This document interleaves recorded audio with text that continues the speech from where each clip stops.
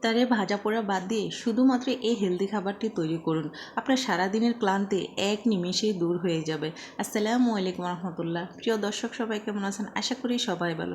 দর্শক, আজকে এমন একটা শরবত আপনাদের সাথে শেয়ার করব যেটা আপনাদের সারাদিনের ক্লান্তি এক নিমেষেই শেষ হয়ে যাবে। ভাজা পোড়া বাদ দিয়ে এই আইটেমটাই তৈরি করে দেখুন। মাত্র 5 মিনিটে এই হেলদি খাবারটা আপনারা তৈরি করতে পারবেন। এই রেসিপিটা তৈরি করার জন্য আমার যা যা লাগবে, এখানে আমি কিছু কাজু বাদাম কেটে নিয়েছি, সেই সাথে দর্শক আমি কাঠবাদাম নিয়েছি, এমনি বাদাম যেটা ন্যাচারাল বাদাম সেটা নিয়েছি, এবং চাইলে এখানে আপনারা পেস্তা বাদামও ইউজ করতে পারেন, কোনো সমস্যা না। আর নিয়ে নিলাম খেজুর। দর্শক, প্রথমত আমাদের যে কাজটা করতে হবে, বাদামগুলোকে আমাদের দুধ দিয়ে একটু ভিজিয়ে নিতে হবে, সেই সাথে খেজুরগুলোকেও একইভাবে ভিজিয়ে রাখতে হবে। দর্শক, এখানে কোনো প্রকার পানি ব্যবহার করা যাবে না। সো একটা সাইডে আমি এই দুটো জিনিস খুব সুন্দর করে ভিজিয়ে রাখলাম, আর একটু চামচ দিয়ে নেড়েচেড়ে নিতে হবে যাতে ভালোভাবে মিল্কের মধ্যে বাদামগুলো খুব সুন্দর করে ভিজে থাকে, তাহলে কি হালকাভাবে একটু নরম হয়ে যাবে। দর্শক, এখন আমি যে কাজটা করব সেটা হলো, এখানে তোকমা, আপনারা অনেকেই চেনেন, তোকমা আমাদের স্বাস্থ্যের জন্য খুবই উপকার। সেই সাথে ইফতারের সময় যদি আপনারা তোকমা খান, আপনাদের যে ক্যালসিয়াম অভাব সেটা দূর হয়ে এবং ক্লান্তি এক নিমেষে দূর করে ফেলবে। এখানে প্রায় 3 চামচের মতো দর্শক আমি তোকমা ব্যবহার করেছি। আপনারা যদি চান এর থেকেও বেশি নিতে পারেন, কোনো সমস্যা নেই। তোকমাগুলো চেষ্টা করবেন আগে থেকেই ভিজিয়ে রাখতে, যাতে তোকমা ফুলে যায়। আর আপনারাই জানেন যে অল্প সময়ের মধ্যে কিন্তু তোকমা খুব দ্রুতই ভিজে যায় এবং ফুলে যায়। যখন এটা একেবারে ফুলে যাবে তখন বুঝবেন যে তোকমাটা পারফেক্টলি ভিজে গেছে। তো এভাবে কিন্তু আমি তোকমাকের মধ্যে আরও একটু পানি দিয়ে আমি একটা সাইডে এটাকে ভিজিয়ে রাখতেছি। দর্শক, আপনারা যে কাজটা করবেন, তোকমাটা এভাবে পানি দিয়ে ভিজে প্রথম অবস্থায় সে পানিটা ফেলে দিবেন, কেননা একটু ময়লা আবর্জনা থাকতে পারে। এখন আমার যে জিনিসটা লাগবে সেটা হলো কাস্টার্ড পাউডার। দর্শক, প্রায় এখানে আমি 3 চামচের মতো কাস্টার্ড পাউডার নিয়েছি, আর এই কাস্টার্ড পাউডারকে আমি এখন এমনি পানি দিয়ে একটু লিকুইড করে নিচ্ছি। আর চেষ্টা করবেন স্বাভাবিক পানি দেওয়া লাগবে, আর অন্য কোনো পানি বা গরম পানি কিছু দেওয়ার দরকার নেই, শুধুমাত্র স্বাভাবিক পানি দিয়ে আপনার এটাকে খুব সুন্দর করে চামচের সাহায্যে একটু মিশিয়ে নেবেন। আর এর মধ্যে এখন আমার যে জিনিসটা লাগবে সেটা ইনশাল্লাহ পুরো ভিডিও জন্য আমার সাথে তখন কোনো প্রকার স্কিপ করবেন না। এত সহজ এবং লোভনীয় একটা খাবার একবার যদি আপনারা শিখে নেন, পুরো রমজান মাসে খেতে পারবেন এবং ইফতারটা কিন্তু একেবারেই জমে যাবে। দর্শক, এখন যে কাজটা করতে হবে, আমাদের বাদাম আর খেজুর একসাথে খুব সুন্দর করে ব্লান্ডার করে নিতে হবে। দর্শক, খুব মিহি করে ব্লান্ডার করতে হবে। অলরেডি দর্শক আমি অফ ক্যামেরায় খুব সুন্দর করে কিন্তু ব্লান্ডার করে নিয়েছি। দর্শক দেখুন এটা কতটাই আঠালো হয়েছে।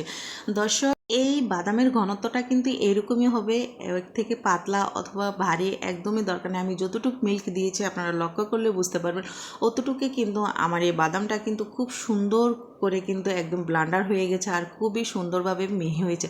এখন আমি যে কাজটা করব দর্শক, অফ ক্যামেরায় আমি লিকুইড 1 কেজি দুধ নিয়েছি। দর্শক, অবশ্যই কিন্তু 1 কেজি দুধ আপনারা নেবেন। যদি পরিবারের সদস্য বেশি হয়ে থাকে সেই ক্ষেত্রে কিন্তু আপনারা আরও বেশি নিতে পারেন। আর 1 কেজি দুধকে দর্শক আমি অফ ক্যামেরায় চুলার মধ্যে এটাকে হাফ লিটার করেছি, হাফ কেজি করেছি। সো দর্শক দেখুন এটার কালারটা এবং লিকুইড মিল্কটা কতটাই ঘনত্ব হয়েছে, সেম এরকমই কিন্তু আপনারা করে নেবেন। দর্শক, আরেকটা কথা বলি, আপনারা কিন্তু লিকুইড মিল্কটাকে লো হিটে রেখে তারপর এটাকে ঘনত্ব করবেন, তখন কি সুন্দর একটা কালার আসবে। এখন আমার যে জিনিসটা লাগবে দর্শক, এখানে প্রায় আমি 100 গ্রামের মতো কনডেন্স মিল্ক নিয়েছি। আর আপনারা চাইলে লিকুইড মিল্কের পরিমাণটা যদি বেশি হয় সেক্ষেত্রে একটু বেশি নিতে পারেন। আমি যেহেতু হাফ কেজি হয়েছে সেক্ষেত্রে আমার এখানে 100 গ্রাম হলেই চলবে। এখন আমি যে কাজটা করেছি দর্শক, অফ ক্যামেরা কিন্তু অলরেডি আমি এটাকে চুলায় তুলে দিয়েছি।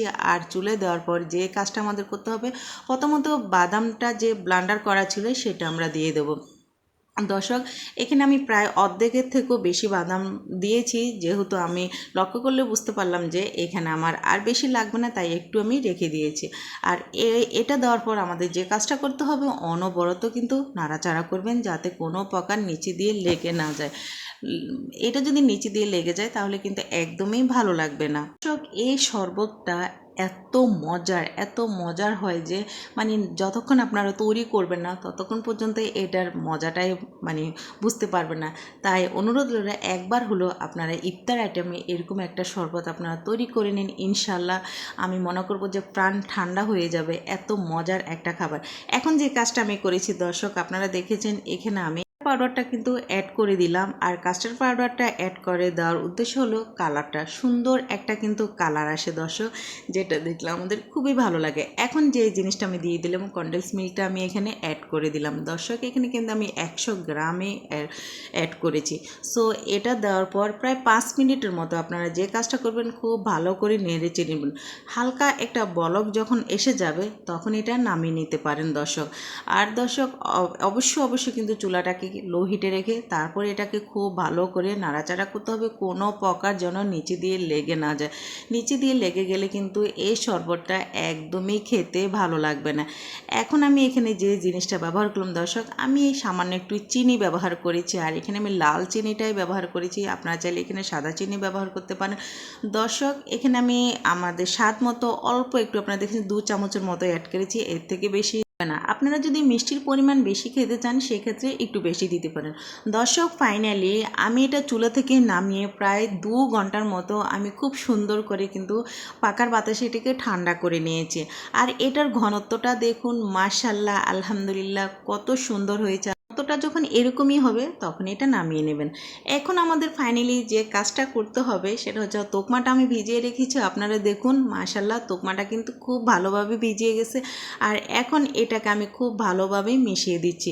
এরকম একটা শরবত যদি দর্শক আমাদের ইফতারের আইটেমে থাকে, সো আমি মনে করব আর কিছুই লাগবে না। ছোট বড় সবার জন্য খুবই গুরুত্বপূর্ণ এটা আমি মনে করি আমাদের প্রত্যেকের প্রতিদিন ইফতারের আইটেমে রাখা দরকার, আমাদের স্বাস্থ্যের জন্য, আমাদের সুস্থ থাকার জন্য। দর্শক দেখুন এভাবে কিন্তু আমি খুব ভালোভাবে মিশিয়ে দিচ্ছি। আর চেষ্টা করবেন তোকমা দেওয়ার পর চামচ দিয়ে খুব ভালোভাবে মিশিয়ে নিতে, কেননা তোকমা কিন্তু একটু আঠালো জিনিস, সো এটা মেশাতে কিন্তু একটু সময় লাগবে। সেক্ষেত্রে চেষ্টা করবেন এটা ভালো করে মিশিয়ে নিতে দর্শক। এরপর আমি ডেকোরেশনের জন্য এখানে সামান্য কিছু আমি আপেল কুচি দিয়ে দিচ্ছি। আপনারা চাইলে এখানে পেস্তা বাদাম, কাঠবাদাম মানে এইসব দিতে পারেন, কোনো সমস্যা না। বাট আমার বাচ্চারা যেহেতু পেস্তা বাদাম, কাঠবাদাম এগুলো আস্ত খেতে পছন্দ করে না, সেই ক্ষেত্রে কিন্তু আমি স্কিপ করলাম। আপনারা এখানে অবশ্যই দিবেন, তাহলে কিন্তু মজাটা আরও বেড়ে যাবে, সেই সাথে কালারটা কিন্তু আরও সুন্দর আসবে দর্শক। দেখুন এখন আমি যে জিনিসটা এখানে দিচ্ছি সেটা হলো কাজু বাদাম। আর কাজু বাদামটাকে কিন্তু আমি খুব সুন্দর করে কিন্তু কুচি কুচি করে দিয়েছি, যাতে দেখতে খুবই সুন্দর লাগে। সো দর্শক এইভাবে দিয়ে কিন্তু আমি এটাকে খুব সুন্দর করে চামচের সাথে মিশিয়ে নিচ্ছি। তারপর আমরা যে কাজটা করব, একটা গ্লাসে অথবা কোনো কিছুতে রেখে কিছু সময়ের জন্য যখন এটা ফ্রিজে রাখবেন, এটা খেতে যে এত মজার হয়, জাস্ট ওয়াও। মানে বাচ্চা থেকে শুরু করে সবার কিন্তু পছন্দের একটা শরবত এটা। ইফতারটা কিন্তু আমাদের একদমই জমে যাবে দর্শক। দেখুন অল্প সময়ের মধ্যে কিন্তু আমি খুব চমৎকার একটা শরবত আপনাদের সাথে শেয়ার করলাম। সেটা কেমন হয়েছে অবশ্যই আমাকে কমেন্টের মধ্যে জানাবেন। যদি এই শরবত রেসিপিটা আপনাদের কাছে একটু ভালো লেগে থাকে তাহলে কিন্তু শেয়ার করতে একদমই ভুলবেন না দর্শক। ফাইনালি কিন্তু আমি দুটো গ্লাসে নিয়ে নিয়েছি। এভাবে কিন্তু ইফতার আইটেমের প্রত্যেকের ইফতারের সামনে যখন এরকম একটা গ্লাস থাকবে, আমি মনে করব যে সবার প্রাণ ঠান্ডা হয়ে যাবে, ক্লান্তিটা কিন্তু এক নিমেষে দূর হয়ে যাবে।